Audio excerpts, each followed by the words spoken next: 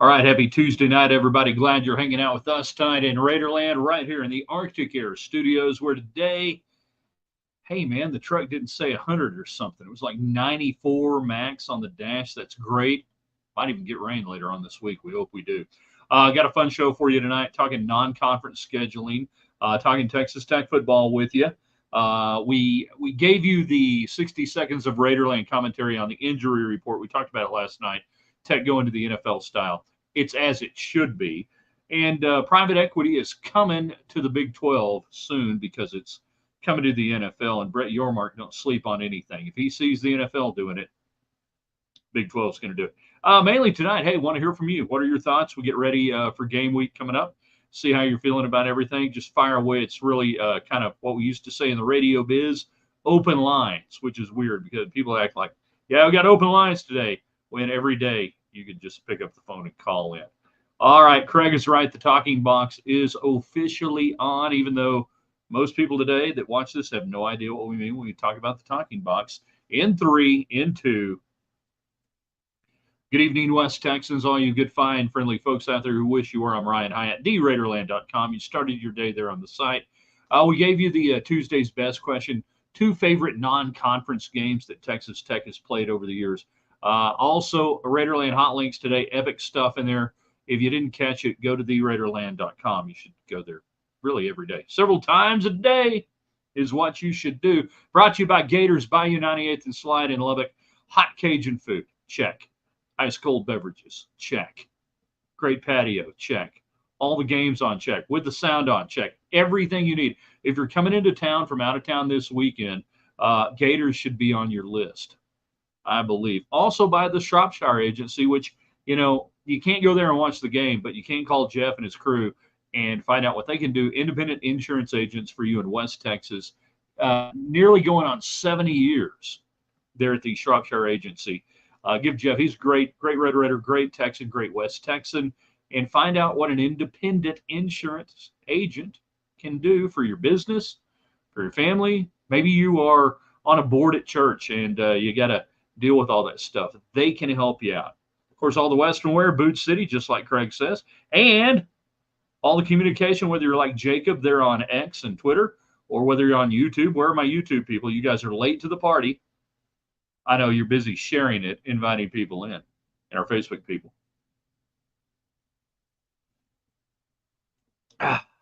So make it happen thanks to United Supermarkets on Market Street. Stopped off tonight. So the wife was picking up burgers on the way home, and I said, "Hey, don't even get the fries. I want to go to Market Street and get some of their fries. Do them in the air fryer. It's even better." Boom, in and out, easy, simple to do. Craig goes to Boot City, 1 money, 7 mile outside the West Loop. Cody and his crew out there taking care of him. Got the Tony Llamas. Glad to hear that. Chris calling them tomorrow for insurance. Gone through the roof. Yeah. And they'll shoot you straight there at Shropshire. If they can get you a better deal than what you got, they will. Hey, and folks, if they can't, they're not going to try to sell you something you don't need, don't want, can't afford anyways. That's why they're still in business. Chris, tell them we said hello.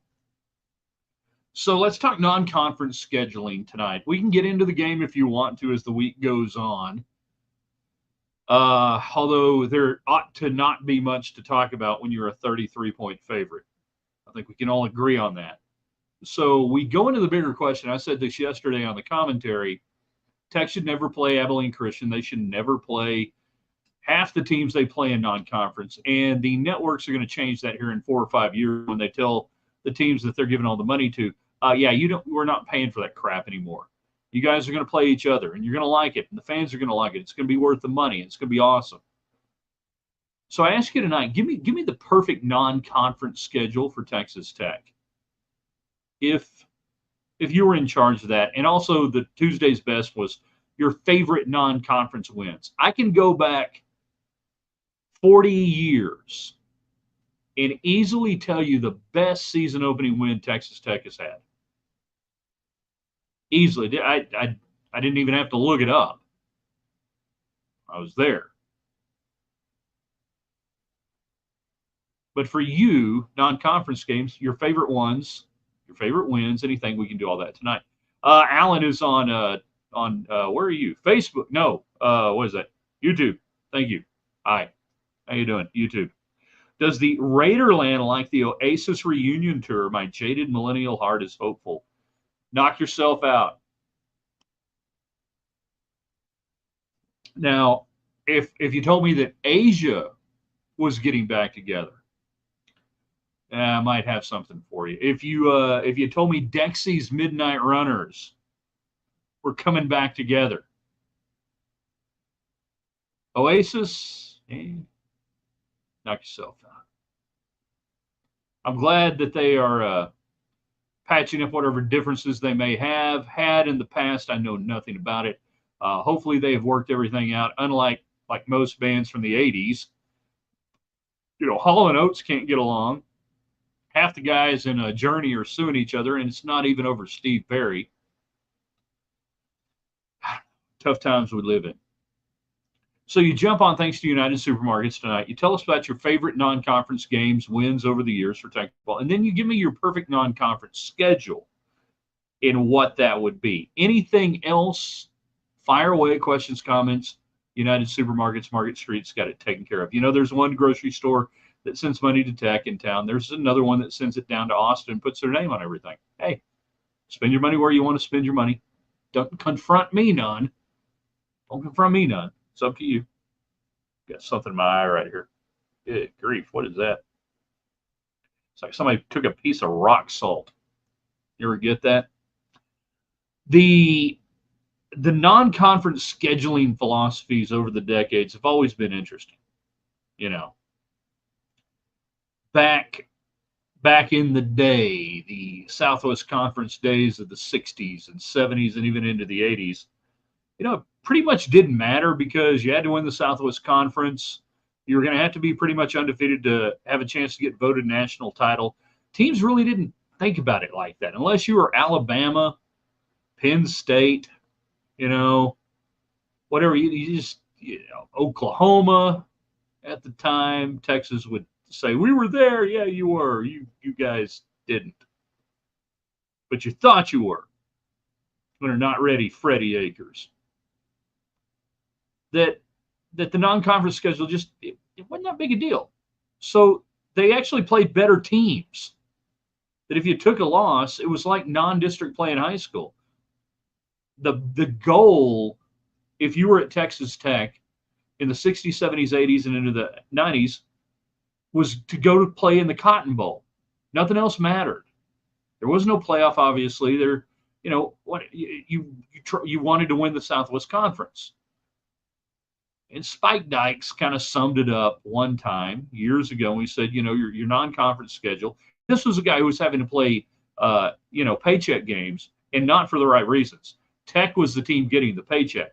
The lamb being led to the slaughter at Florida State, at Penn State, at Ohio State, Tennessee, Georgia. The Tech was the team that had to take the paycheck game. But you said you play one, you might win. One you could win, one you should win, one you might win. So there's the could, the should, and the might. Rank those how you want to do it. Anymore, though, and I think going forward, these type schedules that we see with Texas Tech this year, absolutely no ACUs going forward. Get rid of that. North Texas is barely tolerable.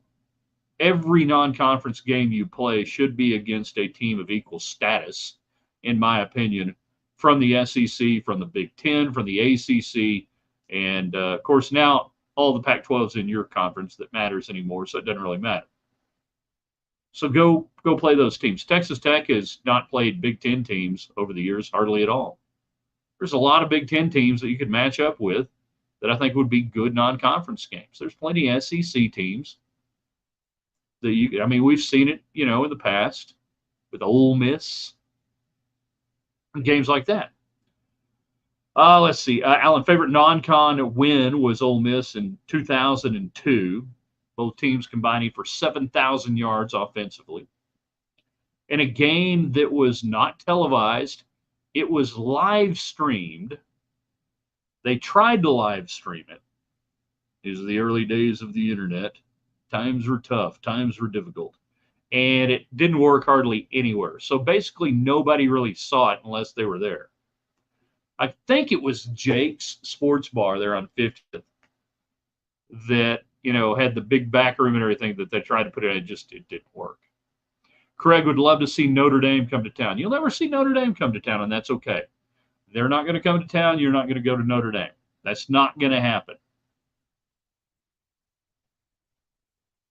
And that's fine. I don't care about playing Notre Dame. I do care about playing halfway decent teams from good conferences. So that would leave Notre Dame out. Alan, and you have played Notre Dame in the past. You played the Notre Dame B team in 1934? Four? Oh, hell, I actually have the media guide right here in front of me. Let me go back and look real quick. I can tell you the exact year. Texas Tech, Notre Dame B team, 1932. Played the Notre Dame B team and beat them 39-0 in front of 8,000 fans in Jones Stadium. How about that? Pete Cawthon kicking some back in the day. Would settle for a G5. There's no such thing. Split. Try to play a neutral site game in Dallas or Houston against a Bama or LSU every once in a while. Not going to happen. You're not going to. The TV doesn't want that. TV wants Bama playing, I don't know, Clemson, Ohio State, Florida. They don't want that. That I think what TV would like would be a Tech Mississippi State, a Texas Tech. Well, the Tech Oregon thing, is nice. I thought it was cool. Texas Tech and Purdue, Texas Tech and Duke, Texas Tech and no, you're not, and you don't need to be going and playing neutral site games in Dallas or Houston. You got games in Dallas in the Metroplex now when you play. What is it? What's a little school in Fort Worth? Hell, somebody help me out. Nice little Christian school. Purple. Anyhow, and you don't have to play those neutral site games there in Houston anymore. You don't need that for recruiting. You need home games. You need to play home games. That's who you need to play. Where you need to play. Cute little school. Can't think of it right now.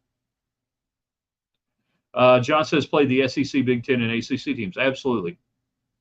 And I think in 4 or 5 years, that's what TV is going to demand. And, there will be people that say, well, this will be the demise of the FCS and these smaller schools, and they won't get the money. Not my problem. Not my freaking problem. It's not Texas Tech's job to fund ACU, Stephen F., Tarleton, UTEP. I said UTEP. It's not Tech's job. In fact, the quicker we can winnow out those teams and get them down in their own division and they play against each other and we don't have to pay for them anymore, the better off college football will be. And when I say college football, I mean college football for the teams I care about and watch, not the teams I don't care about. Just, it's freaking poverty welfare, and it's got to end. It's also going to end in college basketball, too, for those who don't know. Here in a few years, when the NCAA basketball tournament gets blown up and it becomes the property of, say, Fox Sports and its teams from the Big Ten, SEC, wait for it, ACC, Big 12, and they don't invite anybody else, and you know what? People will watch because it's on. I don't care. That'll be the end of that. Craig, ACU should be a $5 spring game for Tech instead of a fall home opener. Yeah, anybody know what the best home opening win for Texas Tech has been in the last 40 years before I give it to you? Anyway. No, and that's the other thing for the fans on this crap. You guys got to pay full price for it. That's wrong. John, we need to stop providing child support to these schools and play relevant teams. Amen, brother.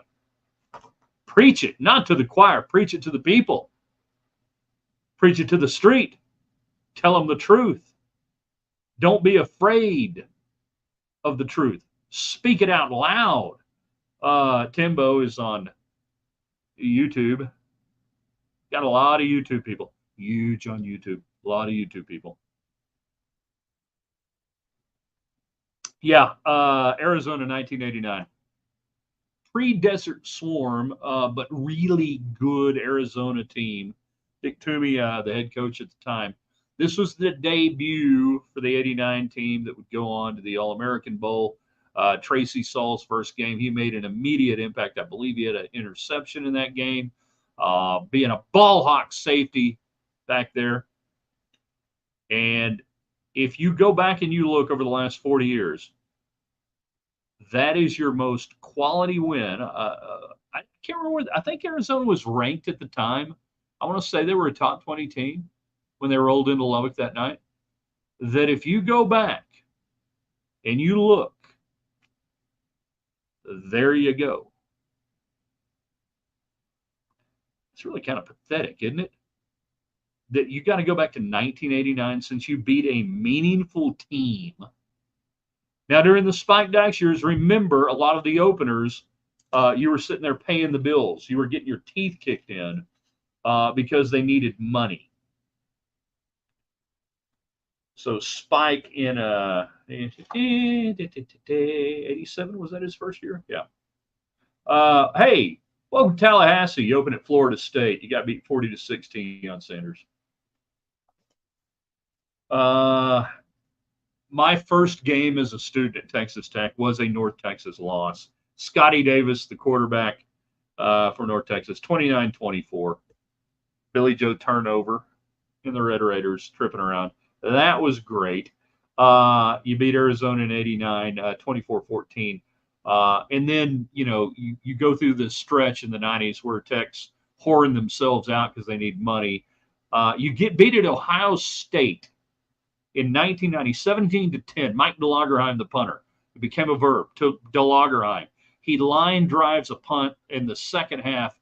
It's returned from about the 40 for a touchdown. That's the difference. Robert Smith, the running back for Ohio State. I'll give anybody, I'll buy a cold drink for you at Gators Bayou if you can tell me who dotted the I on September 8, 1990 in Columbus, Ohio. That's the person who, when they spelled Ohio State pregame, it's called dotting the I, and they have a celebrity.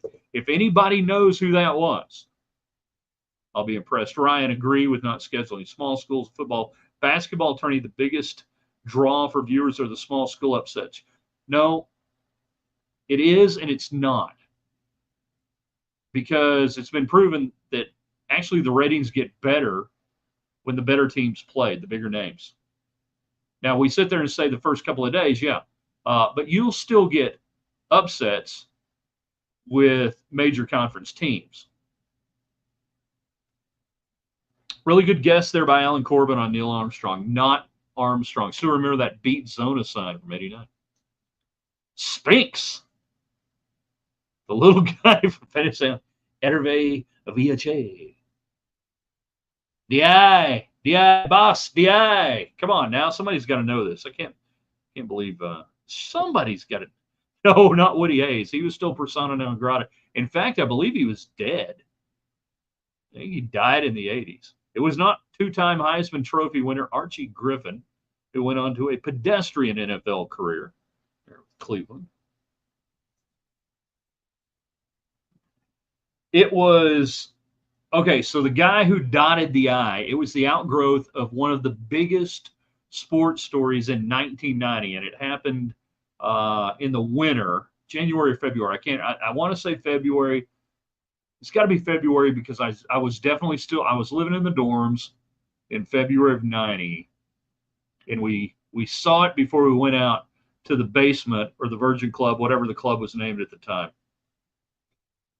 Like see Arkansas and Nebraska on the schedule. That's doable. That'd be good. I like beating the hell out of Arkansas.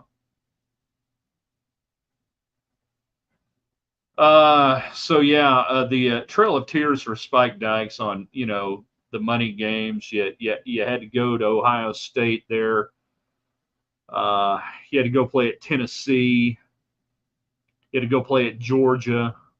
Penn State in 95. Monte Rager debut nearly gets it done. 24-23 in front of 96,034 fans. Texas Tech played them off their feet there with Zebby Lethridge at quarterback and a team that would go on and win the Copper Bowl against Air Force 55-41. Zach Thomas on that team. We have a winner, and I want to know, admit it if you Googled it. Buster Douglas, who had knocked out Mike Tyson in Japan earlier in 1990, dotted the I. Now, they had to walk him out there because he couldn't spell Ohio if you spotted him the O, the H, and the O. And it was Buster Douglas who dotted the I. You had to Google it. Come on, that's weak. There's actually a site that tells you who dotted the I at certain games. I'm impressed.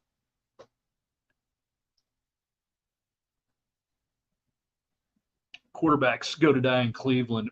I blame, after Bernie Kosar, and it was really Brian Sipe whose career was derailed by throwing in the end zone against Oakland on a bad interception there in the early 80s. The Cardiac Kids there for Cleveland, and Sam Rutigliano was the head coach.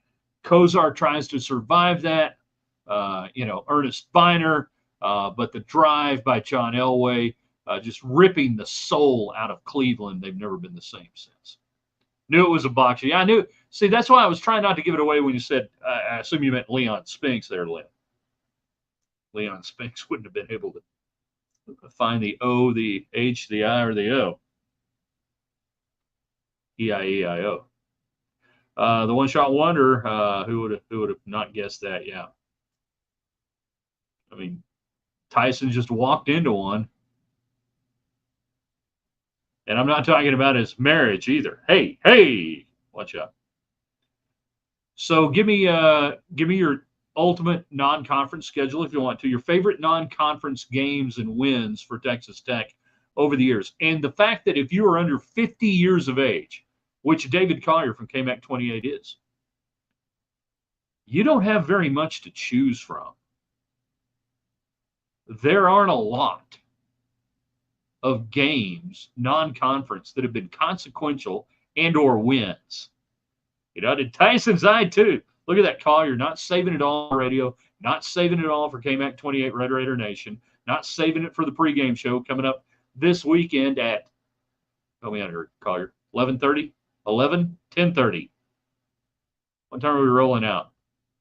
I'm not a part of it. I've been excommunicated by the KMAC 28 family. Thank you very much. Cliff and Mahomes beating Arkansas was cool. I think that was Cliff's greatest moment as Texas Tech head coach, walking into the press conference there in Fayetteville and just going off on Brett Bielema and his dumbass comments about high school football and Tech and everything else. 10:30, KMAC 28, be there. Ohio State, the going band from Raiderland, made the trip. Yeah, so Ohio State and Texas Tech, when it comes to bands, are pretty much two of the highest regarded show bands in America, if you want to get into that stuff. Now, Ohio State dresses like a military band, but they're more of a show band. So when Texas Tech was competing for the Sluter Trophy back in the 2000s and different things under Keith Bearden, not Dean Killian, Keith Bearden, the heir to the Dean Killian era dynasty, bands that used to perform with Doc Severinsen. Ohio State and Texas Tech were usually right in there. See, I know my band stuff. Greg is on YouTube. Glad you're out there. Hope you're sharing it, inviting people in tonight. Two great wins. Beat Eli twice. I thought you only beat him once. Did you only beat him once? Oh, no. You beat him in Lubbock, did you? Beat him in 2003. In 2002, that was a 48-51 overtime loss to oh gosh, what was the running back for Ole Miss? T.A. McClendon, I think, on that one. Game in Oxford was great. Welker, unbelievable. Yeah, in 2003, the game we talked about, you couldn't see at Ole Miss, 49-45, 54,649 in the Grove. Watching the game, the Tech radio crew had to hitchhike and catch rides. Their car broke down going into Oxford. I think they were staying in Memphis, as you got to say around there. So do we schedule this way to get ready for the season? But I don't see how playing bad teams get you prepared. They don't. It's just about getting teams in and playing, and you guys paying a bunch of money, and you get a win, and you try to be bowl eligible. That's where we are right now. With the expanded playoff, and it'll go from 12 to 16 soon, John. And then with the networks redoing the contracts and saying, hey, we're only paying about 70 teams, and all you 70 teams we're going to pay, you got to play each other. We're not going to pay for Ohio State and Akron anymore. Ohio State's going to play Florida. Just like the NFL. You don't see Kansas City playing the Saskatoon Roughriders. Bruce saw USC and Charles White, Jones 78-79. That was a great home and home series. Gabe Rivera era, Ron Reeves era. Tech losing both games. Close one, though. I think the close one, hold on. Forgive me for not being able to remember every score. 21-7 in Lubbock in 79. And the 78 game was 17-9 in the season opener at the Memorial Coliseum in Los Angeles. That was a great California team. Thank you for bringing that. So USC 1970s is USC, right? Texas Tech playing them toe-to-toe, great defense, couldn't get the offense, couldn't pass gas. What do you think the attendance was for that game at the Coliseum for Tech and USC? Season opener, 9th ranked USC. They win 17-9. What do you think the attendance was for that? I have never noticed this before. This is fascinating. T.A. McClendon was NC State. 2000, he was a beast that day. That was in Lubbock. That was an incredibly hot day. I believe David Collier was here. Ungodly hot. Humid that day. Brutal conditions.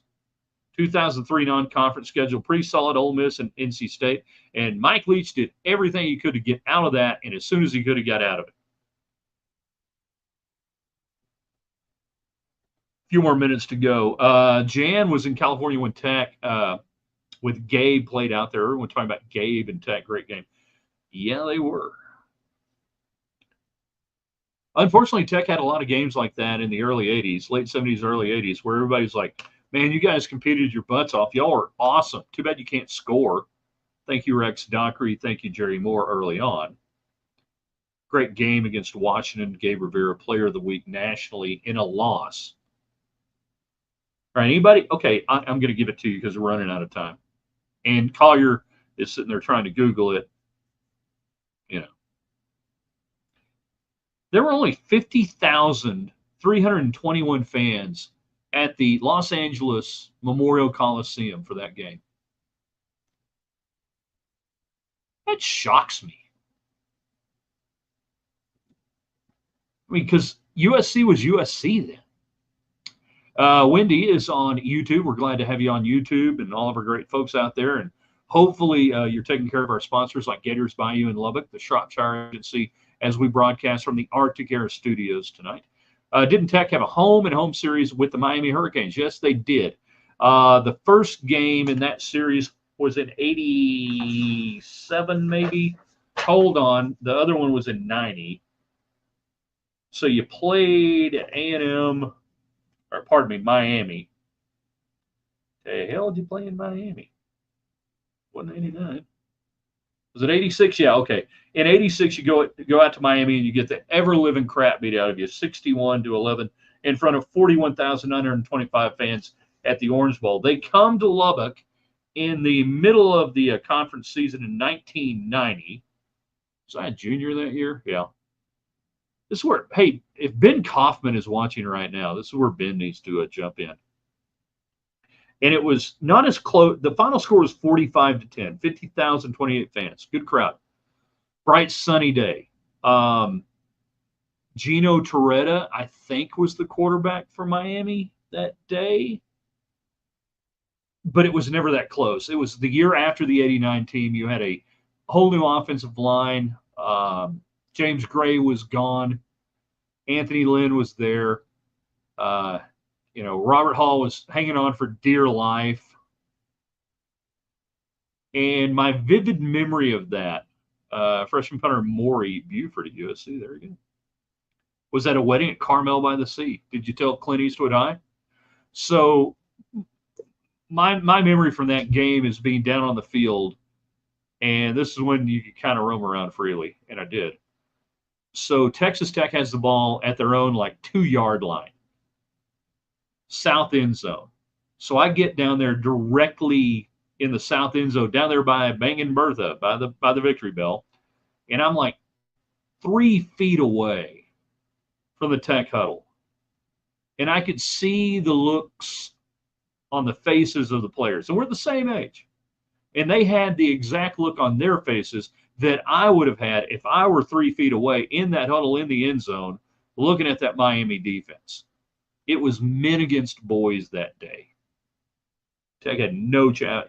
And you look back and you go, okay, 45-10 or whatever it was. That's not so bad. Nah, it was an emasculating defeat. The day before, so Friday, I'm up at the Sports Information Department offices with my friend Mark Condren. Shout out Mark X Condren. And his job and some others, and I kind of tagged along, would, in the press box to set out all the programs and all the information and stat sheets and everything else all throughout the press box. Miami was working out, doing their walkthrough. Their walkthrough consisted of them just dancing around at midfield. That was the walkthrough. They didn't line up. They didn't do anything. They didn't work on anything. They got around the double T logo there and just danced around and had fun.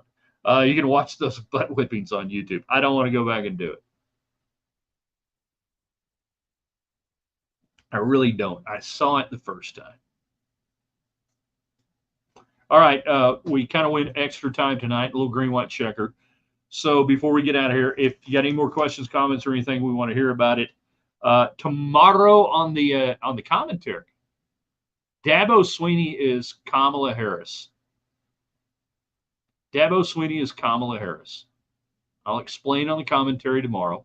I want you guys to share this, whether you're on YouTube, Twitter, Facebook, doesn't matter. We're going to archive it at theraiderland.com. If you didn't go check out what we did earlier today, do so. In the morning, we'll have our updated column, underrated, rated right, and overrated. Taco Tuesday? Nope. Burger Tuesday. You can have tacos anytime. You can have tacos anytime. Tech philosophy has always been just get a bowl game. Yeah, pretty much. Just get a bowl game. Maybe that's changing. So check out what we do at theraiderland.com in the morning. But the best thing you can do, if you're watching this today, tonight, whenever, please share this on your social media channels. Invite people in, help grow what we do. It's great for our wonderful sponsors, and we thank them all. Helmet sticker for that comment, right? I don't know which comment it was, but I'm sure it was a great comment. I have no doubt that it was a fantastic comment. All right, we'll see you guys tomorrow. Enjoy the evening. Thanks for hanging out with us here in Raiderland.